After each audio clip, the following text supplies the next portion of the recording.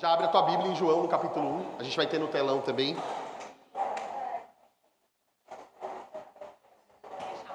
Tá. João 1. Tinha um menininho. O pessoal da antiga vai lembrar. Que sempre quando eu pregava sobre Samuel, o nome dele era Samuel, né? Aí ele gostava de ficar no culto. Eu falava assim, abre a sua Bíblia em 1 Samuel. Eu, pastor, toda vez. João capítulo 1.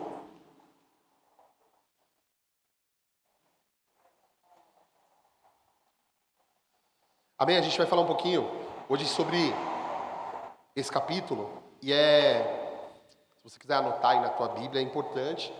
A gente vai fazer em blocos, tá? São 50 versículos do capítulo 1, então não vai dar para pregar tudo hoje. A gente vai falar sobre uma parte do capítulo 1 e a gente vai esmiuçar isso nos nossos domingos. Aí o verso primeiro, a gente vai ler até o verso 18. Vamos lá? No princípio, era aquele que era a palavra. Ele estava com Deus e era Deus. Ele estava com Deus no princípio. Todas as coisas foram feitas por intermédio dele, e sem ele, nada do que existe teria sido feito. Nele estava a vida, e essa era a luz dos homens. A luz brilha nas trevas, e as trevas não a derrotaram. Surgiu um homem enviado por Deus, chamado João. Ele veio como testemunha para testificar acerca da luz, a fim de que, por meio dele, todos os homens crescem. Ele próprio não era luz, mas veio como testemunha da luz. Estava chegando ao mundo a verdadeira luz, que ilumina todos os homens. Aquele que é a palavra estava no mundo, e o mundo foi feito por intermédio dele, mas o mundo não o reconheceu. Veio para o que era seu, mas os seus não o receberam. Contudo, os que o receberam, aos que creram em seu nome, deu-lhes o direito de se tornarem filhos de Deus, os quais não nasceram por descendência natural, nem pela vontade da carne, nem pela vontade de algum homem, mas nasceram de Deus.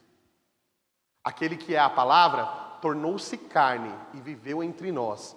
Vimos a sua glória, a glória como do unigênito do Pai, vindo do Pai, cheio de graça e verdade. Só até aí. Amém? Vamos orar? Senhor Jesus, nós queremos invocar o teu santo nome aqui. Que essa palavra que nós vamos receber da tua parte seja viva e eficaz. Que a gente possa aprender do Senhor aqui, para a gente nunca mais ler esse livro da mesma forma.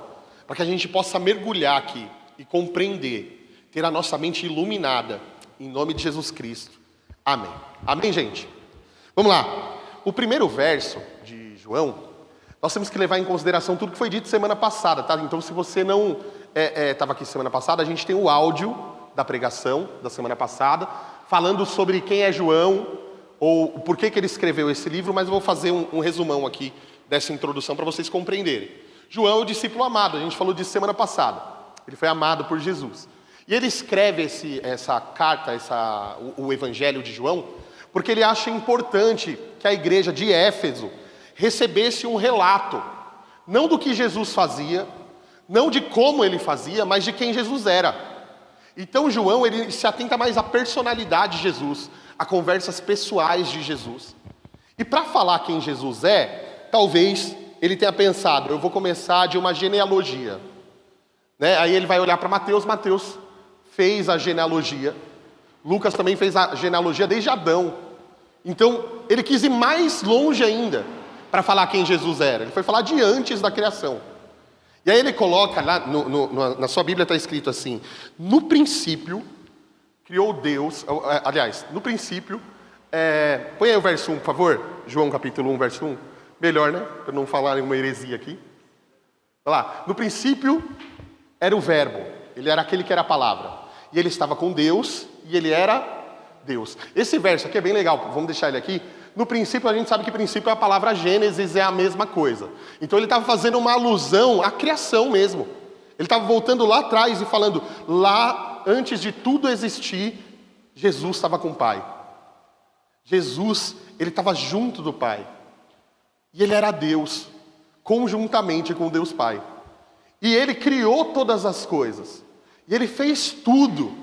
E ele começa a explicar então sobre a identidade desse Cristo que ele tanto amou e que caminhou com ele durante esses 3 anos, trazendo para ele a sensação de ser amado. Ele começa a destrinchar quem era o Verbo de Deus. E dentro desse conceito, a primeira coisa que a gente precisa pensar aqui é essa palavra aqui, que na NVI está escrito palavra, e na sua Bíblia pode estar escrito verbo. Certo? Então, João estava escrevendo, ele era o verbo. E essa palavra verbo é a palavra logos no grego. E o que significa isso? Significa que ele é a lógica de todas as coisas. Ele é o sentido de tudo. Tudo que nós olhamos e vemos o sentido disso, esse sentido não só foi feito por meio de Cristo, por meio da palavra de Deus, mas permanece até hoje por causa dessa palavra. E aí eu quero fazer um paralelo aqui com Hebreus, no capítulo 11, a partir do versículo 1, para a gente compreender uma coisa aqui, bem legal. Hebreus, capítulo 11. Amém? Hebreus 11, 1. Ora, a fé é a certeza daquilo que esperamos e a prova das coisas que não vemos. Olha só essa parte. Pois foi por meio dela que os antigos receberam bom testemunho. Pela fé entendemos que o universo foi formado pela palavra de Deus, de modo que aquilo que se vê não foi feito do que é visível. Gente, olha só. Então a proposta do Evangelho, ela é muito mais real, ela é muito mais inteligente, ela é muito mais, como que eu posso dizer? A gente consegue firmar muito mais na certeza daquilo que é espiritual do que aquilo que é físico até. Eu sei que a nossa cabeça ela é formatada para a gente acreditar que, sei lá, essa Bíblia é real. Sabe por quê? Porque eu estou vendo essa Bíblia. Essa cadeira é real, porque eu estou vendo essa cadeira. No entanto, eu acredito, se eu falar para você assim que há nesse lugar a presença de Jesus, você possa duvidar dentro de você, uma vez que você não vê. Mas a proposta de João e do escritor de Hebreus é a seguinte, gente, aquilo que a gente vê não é tão real quanto aquilo que a gente não vê. Porque aquilo que a gente não vê é a matéria-prima que criou tudo o que a gente vê. E nós cremos nisso pela fé. Logo, o que eu não vejo é mais firme do que aquilo que eu vejo. Aquilo que eu olho, aquilo que eu enxergo, não tem a mesma firmeza para mim, não tem a mesma firmeza para o cristão do que aquilo que ele não enxerga, porque ele crê que o que ele não enxerga, ou a matéria-prima, se é que a gente pode dizer isso, porque não é a matéria, que a fundação de tudo é o Deus, e nós temos segurança nele, no Criador de todas as coisas. Então tudo que foi feito por meio dele, e nada existiria se não fosse ele. Jesus criou todas as coisas, e ainda no livro de Hebreus vai dizer que não só criou, mas a palavra de Jesus mantém toda a criação funcionando. Sabe o sol se pôr na hora certa e nascer na hora certa? Sabe a chuva, as estações e toda a organização da nossa existência? Quem mantém isso até hoje é a palavra de Deus. Quem mantém isso até hoje, todas as vezes que você vê o sol se pondo, o sol nascendo, a organização das estações, a chuva, a composição de tudo, a beleza disso é nós sabermos que quem mantém isso é Jesus Cristo. Então, quando eu leio esse trecho de João, eu consigo conectar com a nossa existência hoje, com acordar, com a gestação de uma mulher. Que coisa bela é isso. Quem organiza isso? Quem fez dessa forma? Quem fez com que a Terra estivesse no lugar que ela está, na distância correta da Lua? Quem fez com que a maré obedecesse, de certa forma, o movimento da Lua? Quem fez tudo isso? Por trás disso, o Verbo de Deus mantém tudo o que funciona e fez tudo. Então, quando nós olhamos para isso, é uma grande pregação do Evangelho para a gente. O ciclo natural de uma árvore. Você planta a árvore, a semente morre, aí ela nasce raízes, aí cresce a árvore, aí ela tem folhas, aí ela tem frutos, aí do fruto que cai no chão, a semente também é enterrada, morre, e nasce uma outra árvore, vive o mesmo ciclo, Cara, parou para pensar como isso é tão bem feito, tão organizado? E olha que incrível, essa natureza que nós enxergamos hoje, lá em Romanos, no capítulo 8, vai dizer que ela anseia pela manifestação dos filhos de Deus. Porque apesar dela ser bela, maravilhosa, e nós enxergarmos beleza nisso, ela não é nada perto do que ela foi feita. A criação toda sofreu com o pecado humano. A criação toda hoje é completamente diferente daquela que Adão provou no jardim. Mas olha a proposta de Deus. A proposta de Deus é que todas as coisas serão restauradas no verbo de Deus. Todas as coisas serão colocadas no lugar pelo Cristo que nós cremos. Sendo assim, a natureza hoje anseia por esse dia. Pelo dia da sua plena beleza. Pelo dia do seu pleno funcionamento. Pelo dia do seu pleno, da sua plena expansão. Aonde o homem não mais vai destruí-la. Mas a partir de agora ele coopera para construir e restaurar a natureza. E a palavra vai dizer em Romanos 8 que a natureza anseia pela manifestação dos filhos de Deus. Essa palavra manifestação dos filhos de Deus não é o Greenpeace. Não é a igreja fazendo plantação de árvore. Não é isso.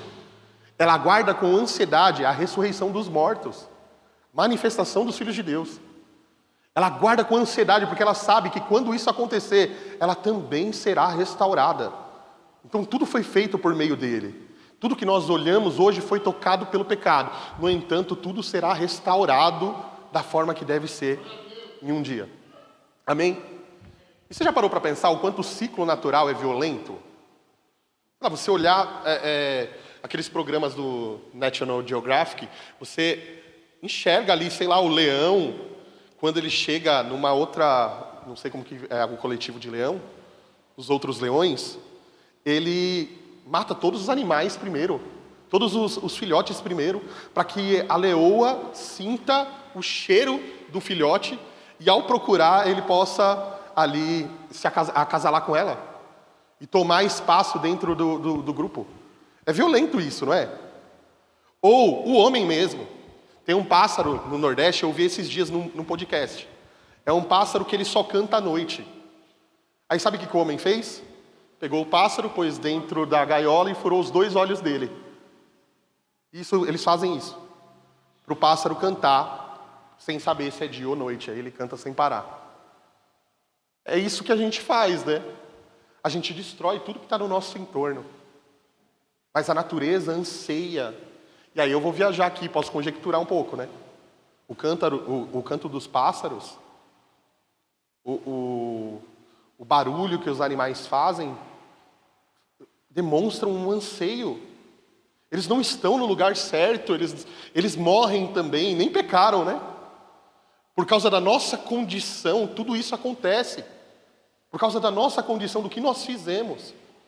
E aí João está dizendo aqui, Jesus criou todas as coisas perfeitas, ele é a lógica de tudo. Sem ele, nada do que foi feito se fez. Aí ele continua dizendo aqui, no versículo de número 6, sobre João Batista. E ele fala sobre João Batista porque lá em Éfeso existiam denominações que só pregavam sobre João Batista. Então lá em Éfeso existia um problema para a igreja, eles criam em Cristo, mas as denominações existiam algumas que eram completamente voltadas para João Batista. Criam até algumas que João Batista era um Messias, mesmo que ele tivesse dito isso. Talvez eles não tivessem nessa parte, né? Mas eles acreditavam dessa forma. A fonte é o livreto do Hernandes Dias Lopes, sobre João. Então, muito provavelmente, ele começa a falar sobre João Batista e o apontamento de João Batista para Jesus, porque existia uma preocupação na igreja de Éfeso, de que essa igreja reconhecesse que João Batista só pisou nessa terra, ele só veio para cá e cumpriu a missão dele, e a missão dele era apontar para Jesus Cristo. Ele veio aplanar o caminho, ele não era o caminho. Aí olha o que João vai dizer a partir do versículo 6, João capítulo 1, verso 6. Surgiu um homem enviado por Deus, chamado João. Aqui é interessante também, volta, por favor. Enviado por Deus é a mesma palavra apóstolo, tá? Então, João foi o primeiro de todos os apóstolos. Ele foi um enviado por Deus. E ele era chamado de João, o Batista. Vamos lá. Ele veio como testemunha para testificar acerca da luz, a fim de que por meio dele todos os homens crescem. Ó o 8. Ele próprio não era a luz, mas veio como testemunha dela. Ou seja, João estava preocupado com o que a igreja estava acreditando, e ele estava falando para essa igreja, João não era a luz, ele apontava para a luz. Ele era aquele que aplanava o caminho. E aqui tem uma linha muito legal para a gente pensar. Que João, ele representava um evangelista, um preparador do caminho para o Senhor. A palavra vai dizer que ele foi o maior de todos os homens na terra, e quem disse isso foi o próprio Jesus. Então esse cara deve ser levado em consideração, correto? Vamos parar para pensar? Jesus disse isso, a gente vai ler mais para frente. No entanto, a gente olha grandes homens de Deus na palavra, como por exemplo Abraão. Deus veio a Abraão e disse para ele, em ti serão benditas todas as nações da terra. No livro de Gálatas vai dizer que isso era o pré-anúncio do evangelho. Ou seja, Deus estava pregando o evangelho. Quem pregou o evangelho para Abraão foi o próprio Deus. A gente vai ver esse grande homem atuando na terra e vivendo como peregrino na terra que Deus tinha prometido para ele. E aí Jesus vai dizer, João Batista foi maior do que Abraão. A gente vai ver Elias. Gente, Elias era o cara, vamos falar real. Ele sobe no Carmelo, desafia os profetas de Baal. Os profetas de Baal fazem lá a onda deles. Depois de fazer, Elias fala assim, Deus, responde minha oração. Desce fogo do céu. Consome o holocausto e os caras também. Que homem, né? João Batista era maior. E outros homens de Deus. Segundo o que Jesus disse, o maior homem nascido de mulher foi João Batista até então. Para pensar comigo, quantos milagres João Batista tinha no seu currículo? Quantos cegos enxergaram por meio de João Batista? Quantas pessoas andaram? Nenhum. Então esse não era o padrão de Jesus. Qual foi a extensão do ministério de João? Parou para pensar? João provavelmente pregou 6 meses. E a história de João é cabulosa em alguns pontos, porque João era de família sacerdotal e poderia estar no templo servindo. E ele teria remuneração. Dentro do contexto de Israel, isso era uma vitória muito grande. A galera passava fome e o sacerdócio tinha alimento na mesa. João Batista, em determinado ponto da vida dele, abandona o sistema. E vai pregar onde? Aonde que ele vai pregar? No deserto. Não, peraí, o maior homem de todos está no deserto, pregando para meia dúzia de pessoas, a igreja dele é essa, sobre arrependimento, vestido de pele de camelo, abandonou o sistema religioso, não tem um milagre no currículo e ele é o maior de todos? Gente, os parâmetros de sucesso ministerial de Jesus são opostos aos nossos. O que a gente quer? Um líder super-herói. Um cara que chegue aqui na frente e fale sobre o exemplo que é a família dele, para servir de inspiração para você. E pura e simplesmente é isso, esse é o evangelho. Faz o que eu estou fazendo. Pisa nesse caminho aqui, porque você vai ser muito abençoado. Olha o meu sucesso. Olha o tanto de milagres que eu tenho no currículo, olha o tanto de igreja que eu tenho aberta. Olha o sucesso, olha o quanto de gente que me ouve. Deus só pode estar aprovando isso. Sabe como eu acredito hoje? Talvez um grande pregador, com uma igreja lotada e abrindo igreja a rodo, possa estar debaixo do juízo do próprio Deus. Foi entregue aos seus próprios desejos pecaminosos. Deus o entregou. Coisa dura é servir o Deus do próprio ventre. E aí a gente vê o João evangelista, falando sobre João Batista. E falando, ele não era a luz, mas ele veio e preparou o caminho de maneira consciente. A ponto de mais pra frente, a gente vê que a galera vai até João perguntar pra ele, você é o Messias? Cara, já parou pra pensar? Você tá lá no seu trabalho, sei lá. Alguém chega em você e fala, você é Jesus, cara? Porque, sei lá, parece assim, lendo a Escritura e olhando pra você, tem algumas características que se assemelham, né? Alguns se assemelham mais ao demônio. Olhei o demônio aqui, caramba, você tem as mesmas características que Satanás, cara. Aline, misericórdia. Cara, chegaram em João e falaram para ele, cara, amigo, se é Jesus, ele teve que falar, não sou eu, cara. Eu sou o que está escrito lá no livro de Malaquias, eu sou um versículo. Eu sou a voz do que clama no deserto. Eu sou esse, eu não sou a luz. O próprio João Batista teve que falar isso. Ele era um grande homem. Só que ele apontava para a luz. Ele veio aplanar o caminho. E a missão da igreja hoje é muito parecida com a de João. Hoje nós somos aqueles que precedem o retorno de Jesus, o glorioso dia de Jesus. E a nossa missão nós estamos preparando o caminho para esse dia. Nós estamos no modelo de João também, plantando de alguma forma esse caminho para que o rei venha e pise sobre essa terra. E é isso que nós fazemos. Perguntaram certa vez para ele quem ele era, ele diz: eu não sou o noivo. Inclusive foi nesse dia. Eu sou amigo do noivo. E o amigo do noivo é aquele que prepara a noiva, aquele que cuida da noiva durante o período em que o noivo está preparando morada. Então a beleza da amizade entre João e Jesus vinha do fato de que João sabia bem quem ele era e sabia bem quem Jesus era. Então ele apontava para Jesus dizendo: ele é o Cordeiro, ele é a luz, ele é a luz de todos os homens. Ele aponta para os discípulos seguirem a João, a Jesus. Vamos ler o próximo verso, por favor?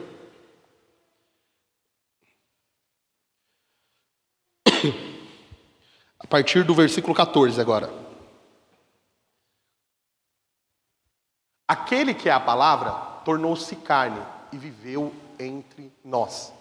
Vimos a sua glória como do unigênito vindo do Pai, cheio de graça e verdade. Olha só, gente. O que João está dizendo aqui é o seguinte.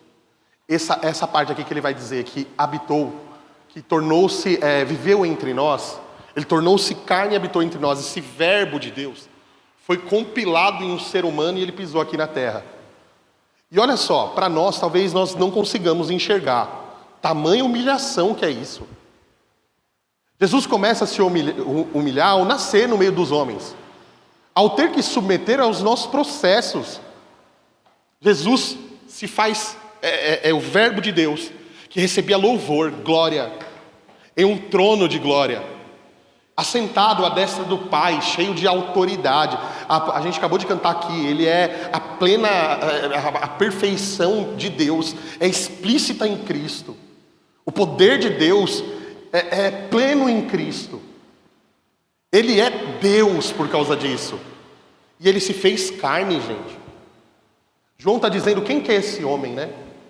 Esse homem é o Deus que criou todas as coisas. Ele é o Criador. Javé encarnou.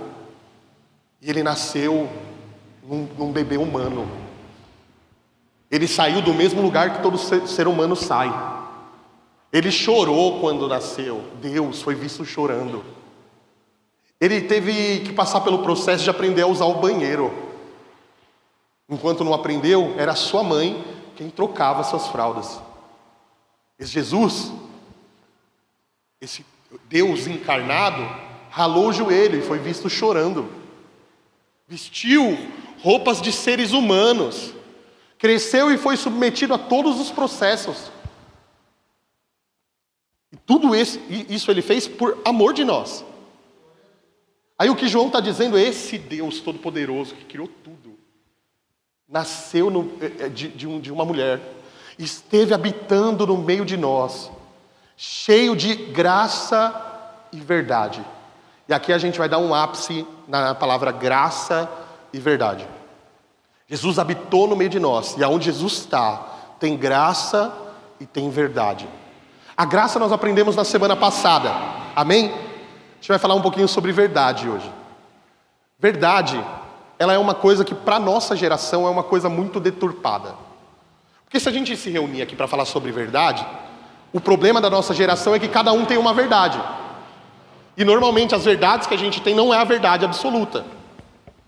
Aí se eu perguntar para alguém quem é Jesus para você, ele vai falar, o meu Jesus é esse, esse e esse. Aí o outro vai dizer, mas o meu é esse, esse e esse. O meu Jesus é amor, ele me ama do jeito que eu sou. Outro vai dizer, o meu Jesus não te ama do jeito que você é. O meu Jesus te ama diferente. E aí a gente vai ver, cada um tem um Jesus servindo dentro da mesma igreja. A gente vai ver a verdade da palavra de Deus, o conceito de evangelho. Foi feita uma pesquisa, desde os anos 80 isso acontece, tá? Você é cristão? Sou cristão por quê? Porque eu creio em Deus. E se eu creio em Deus, eu sou um cristão. Por que você é cristão? Porque eu vou à igreja de domingo e eu ouço sobre Jesus Cristo. Jesus foi um cara que foi preso, isso na cabeça de alguns irmãos, tá? Eu já ouvi. Jesus é um cara que foi preso por andar com gente que ninguém andava. Jesus foi preso porque ele era um revolucionário, ele se revoltou contra o sistema e ele queria plantar de alguma forma um pensamento naquela galera. Esse é Jesus. E aí normalmente esse pensamento vem desse tipo de pessoa. E aí quando um diferente entra na igreja, a igreja rejeita esse diferente, sabe por quê? Porque essa igreja não tem Jesus, e Jesus andava com os diferentes e morreu por causa disso. Jesus não morreu por causa disso. Jesus morreu por causa do meu e do seu pecado. Jesus não morreu para aceitar ninguém, ele morreu por causa da nossa pecaminosidade. Para perdoar os nossos pecados foi necessário o sangue do Filho de Deus. Porque o de ovelhas, o de bodes, o de touros, o de pombas não eram o suficiente para limpar o nosso pecado. Teve que ser o Filho de Deus. E aí a gente vai falar um pouquinho sobre verdade, porque nós temos uma percepção dela distorcida. E a primeira coisa que eu preciso compreender é que a verdade existe e ela é absoluta. A verdade existe, ela é absoluta. E nós vamos perceber que João vai começar a conduzir a ideia aqui no texto de que a verdade não é uma coisa, não é uma informação. A verdade é uma pessoa. Eu sou o caminho, a verdade e a vida. Jesus é a manifestação da verdade. Ele é a verdade encarnada. O verbo de Deus é a verdade, ele é a verdade encarnada. Vou começar com uma historinha e a gente vai ler um outro texto aqui. E aí a gente já ora para finalizar. A historinha é a seguinte: um dia, a verdade e a mentira estavam se banhando numa fonte. Elas estavam se banhando, e a mentira sai do local onde eles estavam se banhando, veste a roupa da verdade e sai correndo pelo mundo. A verdade, sem roupa, nua, sai correndo atrás da mentira, a fim de resgatar a sua roupa e sua dignidade. No entanto, quando ela sai para procurar a mentira vestida de verdade, ela começa a encontrar pessoas no seu rumo, que ficavam escandalizadas pelo fato dela estar nua.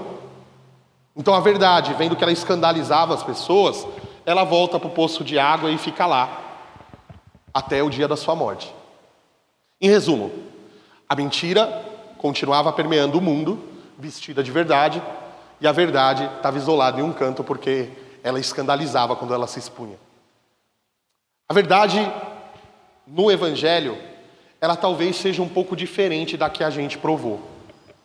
E João se importou tanto com isso, a ponto de dizer que essa verdade encarnou e habitou no meio de nós. E que ela trazia consciência, ela iluminava a mente dos discípulos, a fim de que eles se autoconhecessem, de que eles conhecessem o irmão, de que eles tolerassem por conta desse conhecimento, de que eles fossem capazes de caminhar rumo à morte, se fosse preciso, porque o que eles provaram era real, era verdadeiro. Eles estavam dispostos até morrer por causa dessa mensagem. A gente vai ler um texto aqui juntos e vocês vão compreender onde eu quero chegar. Mateus capítulo 16, versículo 14.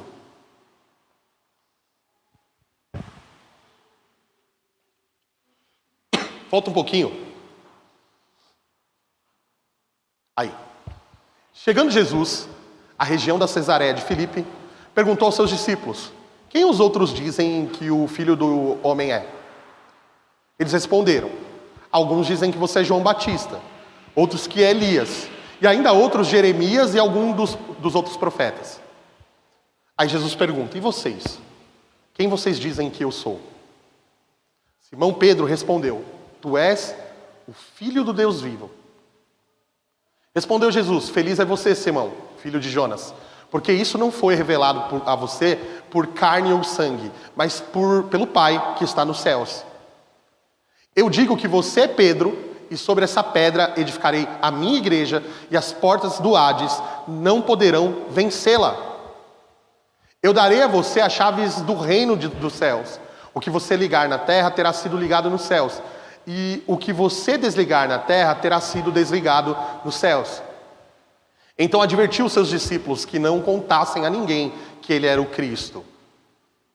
Olha só, desde aquele momento Jesus começou a explicar aos seus discípulos que era necessário que ele fosse para Jerusalém, e o quê? Muitas coisas das mãos dos líderes religiosos, dos chefes dos sacerdotes e dos mestres da lei, e ressuscitasse ao terceiro dia. Então Pedro, chamando-o à parte, começou a repreendê-lo, dizendo: nunca, Senhor, isso nunca te acontecerá. Jesus virou-se e disse a Pedro: para trás de mim, quem?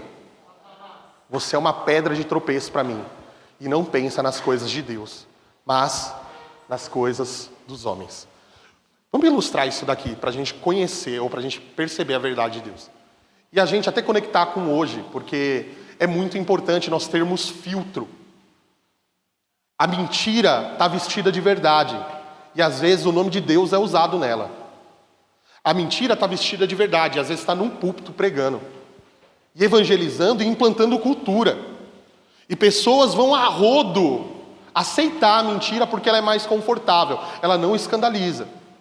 Pegando esse texto aqui, eu preciso linkar isso com o evangelho. Eu preciso colocar isso dentro de você, para você perceber que Satanás hoje atua e não é mais com o satanismo, né? O que a gente imagina? A oposição é um cara, sei lá, dentro de um lugar, fazendo um pentagrama no chão, invocando Satanás. E isso é satanismo. Olha o satanismo aí, ó. É isso, acender vela vermelha e invocar o nome de Satã. Aí isso é satanismo. A gente vai aprender um pouco diferente disso, tá? A gente vai olhar Jesus falando o seguinte: olha, gente, vocês precisam conhecer a verdade.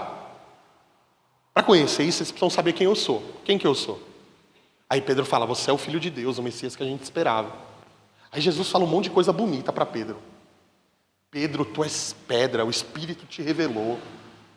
As portas do Hades não prevalecerão contra você. Que é um texto bem legal para a gente aprender também, tá? Que a galera acredita que essa parte, as portas do Hades... Ó, gente, eu vou destruir um castelinho, tá? Você aprendeu errado essa parte, hein, gente? As portas do Hades não vão, o quê? Prevalecer contra a igreja, né? Aí a galera pensa assim: então a igreja vai invadir o inferno e vai saquear o inferno, e o inferno não pode suportar a igreja. Ou ao contrário, quando Satanás vier colocar a mão na igreja, a igreja, por meio da cobertura, tem uma palavra. A palavra é a seguinte: as portas do inferno não prevalecem contra a igreja. Então eu vou na igreja e nenhum mal pode acontecer na minha vida. Satanás não tem poder contra mim por causa disso. Só que a palavra Hades é a palavra sepultura. Aí, do que Jesus está falando aqui? Ressurreição dos mortos. Ele está falando o seguinte: as portas da sepultura não vão prevalecer contra a igreja. Ou seja, a igreja vai ressuscitar. Amém? É isso que quer dizer. Amém? Acabei com esse verso para você, né? Meu Deus do céu. Mas é isso. Vamos lá. Aí ele fala isso para Pedro. Pedro deve ter se enchido de graça. E ele fala um monte de coisa legal para Pedro. Mas quando ele anuncia o evangelho, isso incomoda Pedro. Ele fala assim: convém que eu sofra. Espera aí. Deus, Jesus, reino, sofrer, não combina. Eu vou sofrer na mão dos líderes religiosos. E eu vou morrer. Eu vou morrer nas mãos dele. Vocês podem orar aí, clamar ao Senhor, pedir para que Ele me livre, mas eu vou morrer na mão deles. E vai parecer que é uma derrota, mas eu vou ressuscitar também. Aí Pedro não entende a parte do ressuscitar, só a parte do morrer, derrota e tal, e chama ele e fala assim: Jesus, chega aí. Não vou dar bronca em todo mundo, porque eu li como fazer amigos e influenciar pessoas. Então, eu vou te chamar de canto aqui, Jesus, eu fiz esse curso de líderes, preciso exercer ele aqui. Aí ele chega em Jesus e fala assim: Jesus, cara, que espírito de depressão é esse? Deus vai dar vitória, irmão. Você tá louco? Vai dar tudo certo. Você vai descer em Jerusalém, você vai estar à destra. Cara, você vai plantar o reino aqui e vai dar tudo bem. Jesus estava para ir para Jerusalém. E vai dar tudo certo para você, Jesus. Você não está fazendo a vontade de Deus? Que negócio é esse de sofrer? Que negócio é esse de morrer? Que negócio é esse de dar errado às vezes? Tira isso da tua cabeça, porque o evangelho é só vitória. Você não está servindo a Deus? Tudo tem que dar certo na tua vida. Como que alguém que serve a Deus tem um tipo de pensamento desse, Jesus? Como que alguém que serve a Deus, vamos pegar isso daqui? Como alguém que serve a Deus é mandado embora do emprego? Como que alguém que serve a Deus passa por crise no seu casamento? Não, não pode. Você está fazendo alguma coisa de errado, irmão. Você precisa consertar o que está errado, pedir perdão para Deus, entregar uma oferta e aí está tudo certo para você. E aí agora está tudo bem, sabe por quê? Porque você restaurou os princípios. Você restaurou o altar. E aí agora, você, olha, vai dar tudo certo na tua vida. Quando eu aceitei Jesus, a primeira vez que eu aceitei umas 30, que tinha jogado de levantar a mão e abaixar, né? Aí na hora que falava levanta a mão, aí você achava que estava todo mundo de mão levantada, você estava de mão levantada sozinho para aceitar Jesus, aí você ia lá. Aí a proposta foi a seguinte: irmão, você entrou aqui hoje e sua família está destruída, não tá? A maioria tá. Você está com um problema financeiro, irmão? Quem está com problema financeiro? Não precisa levantar a mão. Você está com um problema financeiro? Olha, eu quero falar para você que a partir de agora Jesus vai entrar na tua vida. E esse problema na tua família vai ser resolvido. E agora, Deus vai abrir uma porta para você maravilhosa de emprego, e você vai ter a melhor casa da rua, o melhor carro da rua. E Deus vai prosperar os seus caminhos. E tudo que era maldição vai se tornar bênção para você. E aí agora Deus está te transportando do império para as trevas, para Alice no País das Maravilhas. Não é para o reino da sua maravilhosa luz. E lá você vai cantarolar e tudo vai dar certo. E gente, eu sei que há perspectivas positivas no nosso cristianismo. A gente ministrou semana passada, foi maravilhoso a gente saber que a gente é amado por Deus. Mas a gente precisa compreender que não é só isso. Que na verdade, quando nós nos tornamos cristãos de verdade, a gente nunca vai ser feliz como um ímpio. Nunca. O cara sai para beber, para fumar, para se drogar e não sente nada, gente. A gente fala alto com a pessoa no trânsito e já se sente mal. Já era, estragou. Estragou, a gente nunca vai ser completo. A gente nunca vai fazer isso em paz. A gente sempre, quando vai sentar na nossa mesa para comer, a gente sempre vai, sei lá, eu pelo menos faço isso. Eu oro, agradeço e eu penso, caramba, tem gente que não tem o que comer, cara. Tem gente que não tem o que comer. Como que eu posso ser completamente feliz? Sabendo que tem criança lá na África comendo biscoito de barro com manteiga e açúcar. Como? Como que eu posso ter paz dentro de mim? E abraçar uma criança e ficar feliz com ela e não vir na minha cabeça como cristão que no Congo, crianças, meninas, são vendidas para serem instrumento sexual no mundo árabe. Pegam crianças, cara, e vendem para os sheik lá estuprar até a morte. Como que eu posso lidar com isso e ficar bem? Não, a gente não foi chamado para ficar felizinho. A gente tem alegria, a nossa alegria ela procede de Deus. Nós temos completude, plenitude em Deus. Mas tudo isso são incômodos que nós carregamos dentro de nós. Porque a gente colocou os pés na realidade. E tem uma verdade que é nua, crua, que escandaliza mesmo aos nossos olhos. E essa é a verdade. Daí essa proposta do Evangelho, Jesus não vai dizer, essa proposta do Evangelho que vai dar tudo bem, vai dar tudo certo, esquece o sofrimento, esquece a dor, esquece a perda. Ele vai dizer que esse Evangelho não é um Evangelho distorcido, que precisa ser aprimorado. Ele não vai dizer que é um evangelho que precisa ser, tem alguns elementos do pós-modernismo. Então agora esse evangelho, e esse daqui nem existe pós-modernismo, hein? Esse evangelho aí precisa ser aprimorado, Pedro. Você está pensando um pouco errado. Ele vai dizer o quê? O que você está falando procede da boca de Satanás. E eu sei que pode parecer um escândalo para você. Mas no reino de Deus, aonde não tem evangelho, Satanás é quem prega. A mensagem é de Satanás. Essa mensagem franca, positiva que você ouve e que você aceita com facilidade, está arrebanhando pessoas para o inferno, a rodo. A rodo. E nós precisamos compreender o que Jesus estava propondo para Pedro. Pedro, essa palavra atrai mais gente. Pedro, essa palavra chama mais atenção. Se você chegar para um povo pobre que come, sei lá, uma vez por dia lá no caso, pão e peixe raramente, e fala para eles, vai dar tudo certo. O mestre vai dar pão para a gente. Vai dar tudo certo, amanhã você vai comer 3 refeições por dia. A partir de amanhã, começa o reino de Jesus. Cara, olha só. O que ele estava trazendo era uma mentira, apesar de um conforto. Pessoas continuam morrendo, irmãos continuam morrendo com câncer. Pessoas continuam em depressão apesar de Cristo. Casamentos continuam terminando apesar de Cristo. O sofrimento de uma pessoa que não compreende a existência e que está no meio da gente, ela continua existindo. A realidade está estampada diante de nós.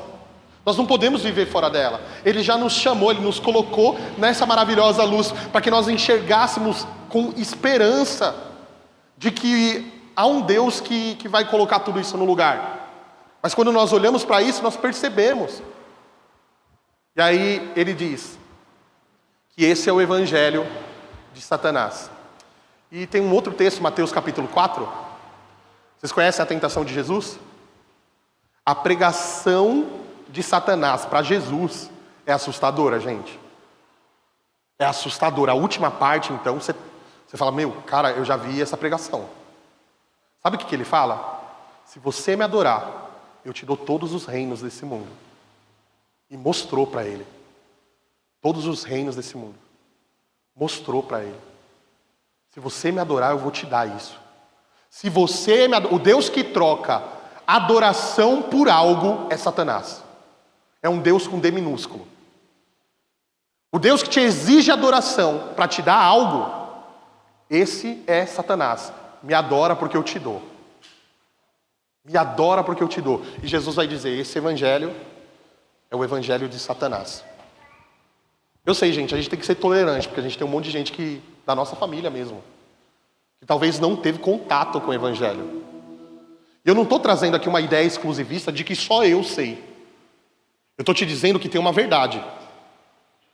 Então, diante disso, qual é a verdade do evangelho? A verdade do evangelho é, pegue a sua cruz, negue-se a si mesmo e me segue. Quem perder a sua vida, vai achar a sua vida. Quem achar a sua vida, vai perder ela. Qual que é o evangelho, pastor? O Filho do Homem não tem nem lugar onde reclinar a cabeça. As aves têm seus ninhos, as raposas os seus covis. O Filho do Homem nem lugar para pôr a cabeça tem. Quem quiser me seguir, pega a sua cruz. Negue-se a si mesmo, venha após mim.